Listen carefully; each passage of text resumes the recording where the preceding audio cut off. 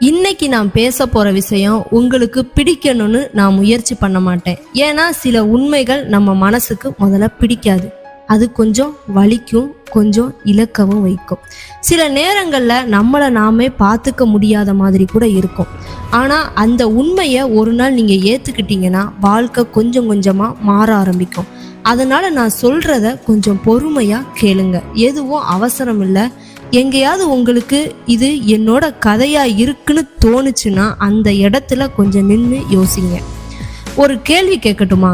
உங்க வாழ்க்கையில யாராவது ஒருத்தருக்காக நீங்க உங்களோட முக்கியமான வேலையை ஒதுக்கி வச்சிட்டீங்களா? உங்களுக்கு நேரம் இல்லாத நேரத்துல கூட அவங்களுக்கு இப்போ நான் தேவைன்னு நினைச்சு ஓடி போயிருக்கீங்களா?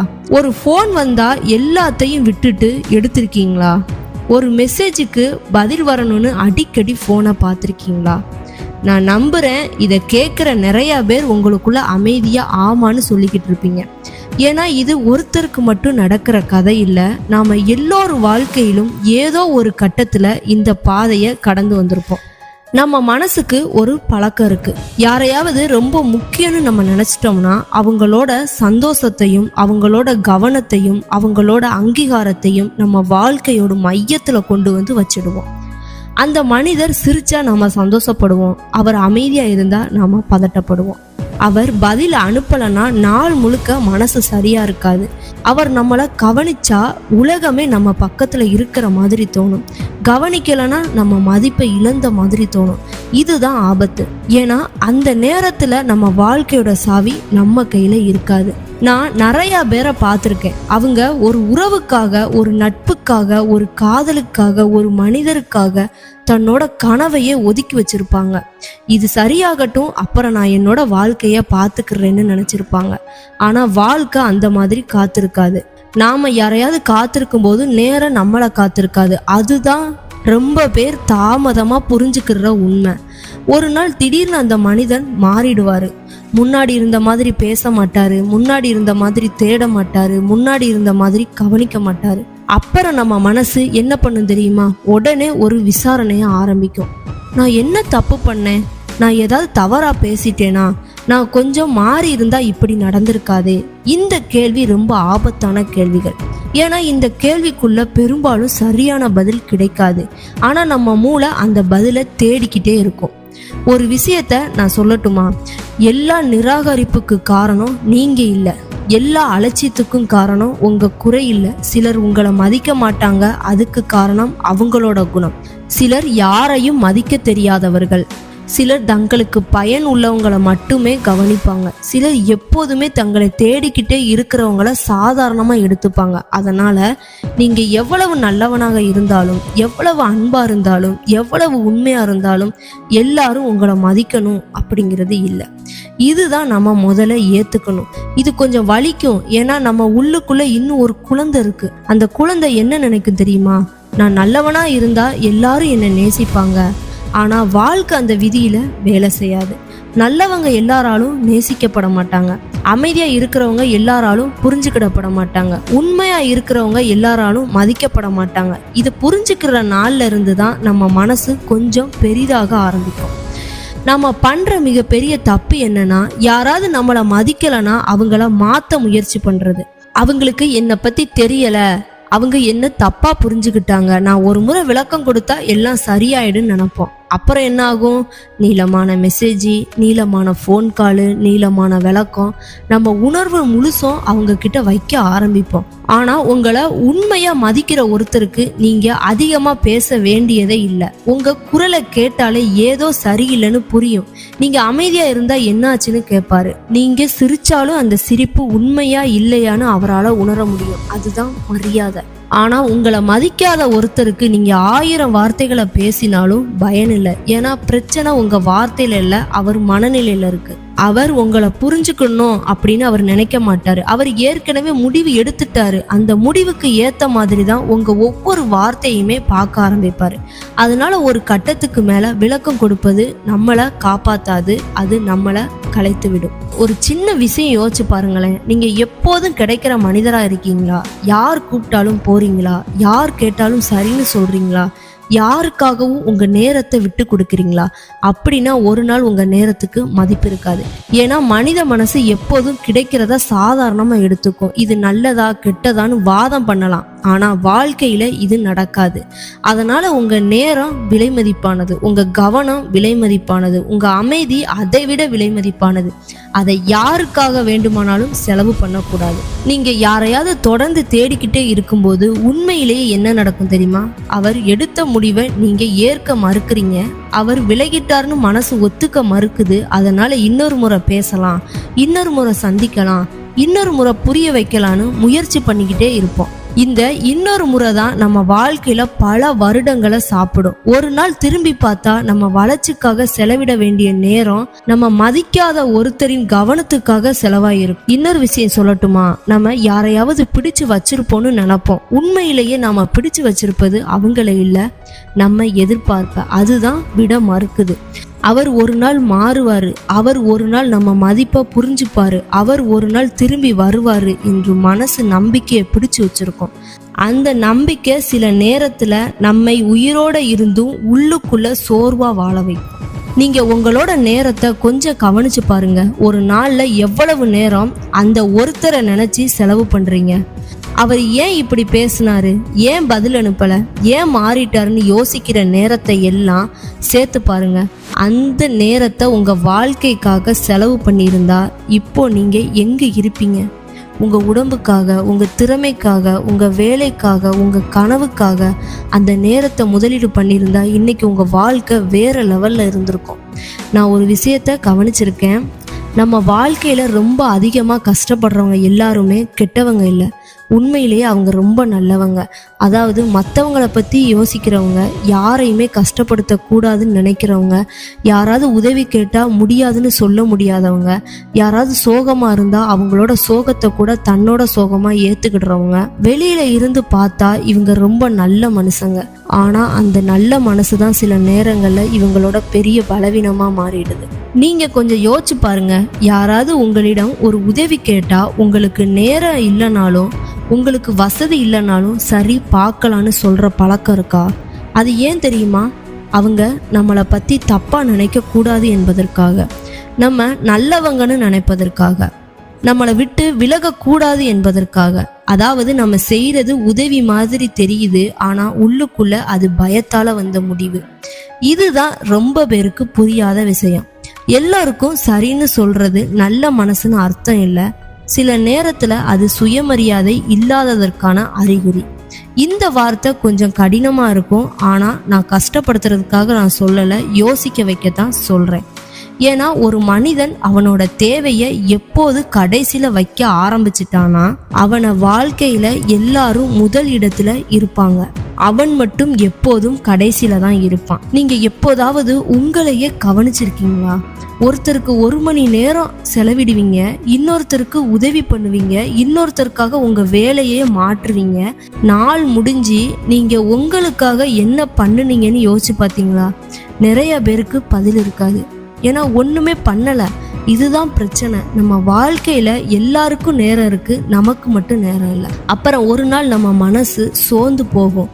யாரும் என்னை புரிஞ்சுக்க மாட்டுக்கிறாங்கன்னு தோணும், யாரும் என்னை மதிக்க மாட்டுக்காங்கன்னு தோணும். ஆனா உண்மையிலேயே என்ன நடந்தது தெரியுமா?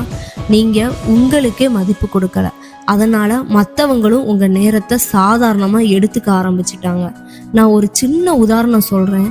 ஒரு கடையில எல்லா பொருளையும் இலவசமா கொடுக்க ஆரம்பிச்சிட்டாங்கன்னு வச்சுப்போம்.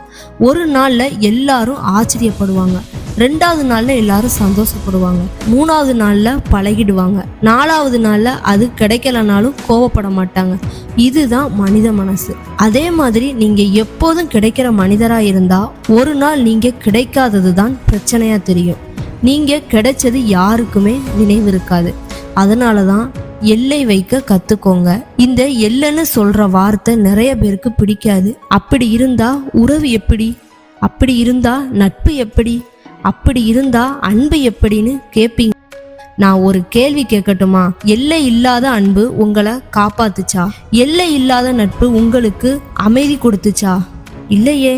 அப்படின்னா பிரச்சனை எல்லையில இல்ல, எல்லை இல்லாததால தான் இருக்கு. ஒருத்தர் உங்களை உண்மையா மதிக்கிறாருன்னா நீங்க ஒரு தடவை இல்லைன்னு சொன்னதுக்காக உங்களை விட்டு போக மாட்டாரு. அவர் போயிட்டாருன்னா அவர் நேசிச்சது உங்களை இல்ல, உங்க வசதிய.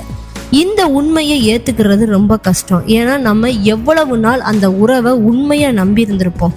ஆனா நம்பி இருந்ததுனால எல்லாம் உண்மையாகி விடாது. நீங்க இன்னொரு விஷயத்த கவனிச்சிருக்கணும். சில மனிதர்கள் உங்களை தேடுறது அவங்களுக்கு தேவையா இருக்கும்போது மட்டும். அவங்களுக்கு பிரச்சனை வந்தா உங்ககிட்ட வருவாங்க, அவங்களுக்கு தனிமை வந்தா உங்ககிட்ட பேசுவாங்க, அவங்களுக்கு வேலை இருந்தா உங்களை நினைப்பாங்க. அது முடிஞ்சதும் மீண்டும் அமைதி. அந்த அமைதியில நீங்க அர்த்தம் தேட ஆரம்பிப்பீங்க. பிஸியா இருப்பாங்க, மறந்துருப்பாங்க, கஷ்டத்துல இருப்பாங்கன்னு காரணம் சொல்லிக்கிட்டே இருப்பீங்க. ஒரு நாள், 2 நாள், 1 வாரம், 1 மாதம் காரணம் சொல்றது நம்ம வேலையா ஆயிடும். நான் கேட்குறேன், உங்களை தேடுறதுக்கு எப்போதும் காரணம் தேடப்படுற ஒருத்தருக்காக நீங்க ஏன் காரணம் இல்லாம காத்திருக்கணும்? இதுதான் ஒரு கட்டத்துக்கு மேல புரிஞ்சுக்கிடணும். எல்லா உறவையும் காப்பாத்துறது நம்ம பொறுப்பு இல்லை. எல்லா மனிதர்களையும் பிடிச்சி வச்சிருக்கணும் என்பது நம்ம பொறுப்பு இல்லை. சிலர் போறது நல்லது, அந்த நேரத்துல அது கஷ்டமா இருக்கும். ஆனா கொஞ்ச காலம் கழிச்சு திரும்பி பார்த்தா அவங்க போனதுனாலதான் நான் என்னை கண்டுபிடிச்சேன்னு சொல்வீங்க.